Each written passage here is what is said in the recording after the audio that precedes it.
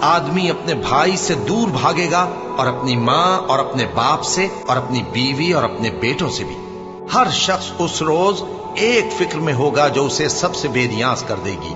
اور کتنے چہرے اس روز چمک رہے ہوں گے، خنداں و شاداں یہ نیکوکار ہیں۔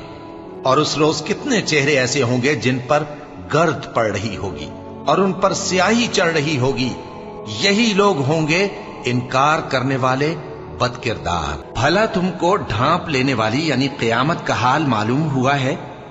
اس روز بہت سے چہرے یعنی لوگ ذلیل ہوں گے، سخت محنت کرنے والے تھکے ماندے دہکتی آگ میں داخل ہوں گے۔ ان کو ایک کھولتے ہوئے چشمے کا پانی پلایا جائے گا، ایک سخت خاردار جھاڑی کے سوا ان کے لیے کوئی کھانا نہیں ہوگا جو نہ مفید غذا بنے اور نہ بھوک میں کچھ کام آئے۔ پھر جب وہ بہت بڑی آفت آئے گی، اس دن انسان جو محنت وہ کرتا رہا